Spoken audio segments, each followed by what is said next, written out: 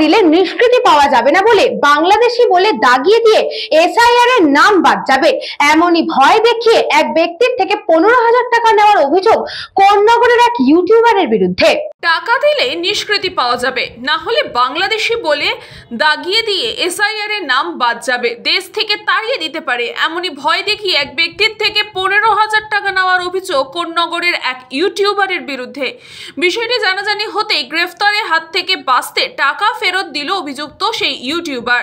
তার বিরুদ্ধে এর আগেও ভয় দেখিয়ে মিডিয়ার নাম ভাঙিয়ে একাধিক তোলাবাজির অভিযোগও রয়েছে। রিষড়ার বারুজিবি এলাকায় একটি কাঠের দোকানে এক কর্মচারীকে এসআইআর নাম বাদ চলে যাবে এমনই ভয় দেখিয়ে 40,000 টাকার তোলা চাওয়ার অভিযোগ উঠেছিল কোন্নগরের ইউটিউবারের বিরুদ্ধে। কানাইপুর পুলিশ ফাঁড়িতে অভিযোগ জানাতেও যান প্রতারিতরা।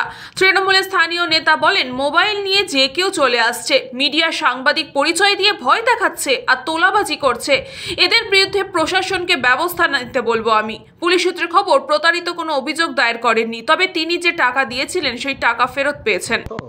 আমি ঠিক বলতে পারবো না, লোকের একটা ভাবনা থাকে, সেটা হয়তো বলেছে দিতে বাধ্য, অনেক রকমভাবে বলেছিল, সেই অনুযায়ী আমি দিইনি, থানায় আমি দেখা করি, পরে ওটা ফেরত করে দিয়েছি। আচ্ছা, 15 মতো নিয়েছিল। কালকে ধরা পড়ছে একটা ব্যাচেলার ছেলে, ও কালকে এসে আমরা যখন জিজ্ঞাসা করলাম তখন ও বললো আমার নাম সায়ন রায়। যখন জোরাজুরি করার পরে বলছে আমার নাম বাংলাদেশি, আমার নাম সায়ন মাতব্বর। ও বলছে ঢাকার পাশে বাড়ি। ঢাকার পাশে কোথায় বাড়ি বললো ফরিদপুরে। বলার পরে আমরা বললাম তাহলে তুই কতদিন থেকে এসেছিস? বলছে আমি 500 বছরে এসেছি।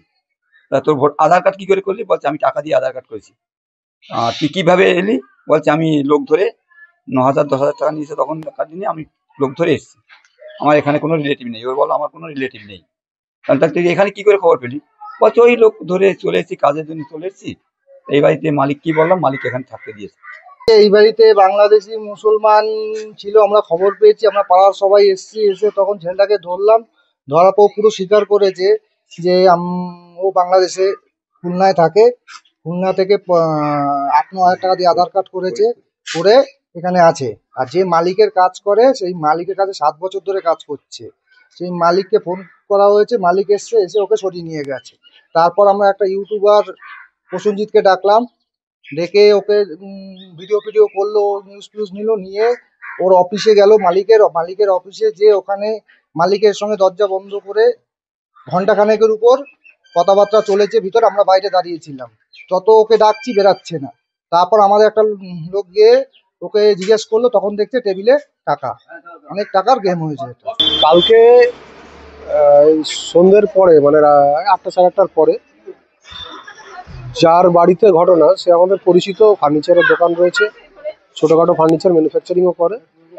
সে ফোন করে হঠাৎ বললো যে তার বাড়ি ঘিরে রেখেছে বিজেপির কিছু লোকজন, আর সঙ্গে ক্যামেরা নিয়ে কোনো ইউটিউবার এসেছিল। এলাকার লোকের থেকে নাম শুনলাম কি প্রসেনজিৎ বা এরকম কিছু হয়তো নামটা।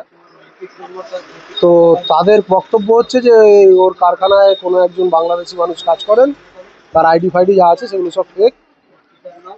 তো বাড়ির মালিককে ফোন করে ওখান থেকে যে তোমার বাড়ি ঘেরাও করা আছে, আটকে আছে, আসো।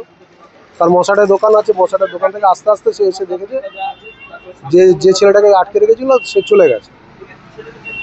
তখন তাকে বলা হচ্ছে কোথায় গেল? তখন এর প্রশ্ন হচ্ছে যে আমার বাড়ি এই এলাকার লোকজন, মানে এলাকার লোকজন বলতে বিজেপির কিছু লোকজন, আর ওই মোবাইল বা ক্যামেরা নিয়ে কোনো একজন সাংবাদিক, যার নামটা করলাম আশেপাশে লোকের থেকে শুনে, যে সে এসে বাড়ি ঘেরাও করেছে। তারা উল্টে আমাকে জিজ্ঞেস করছে যে কোথায় গেল।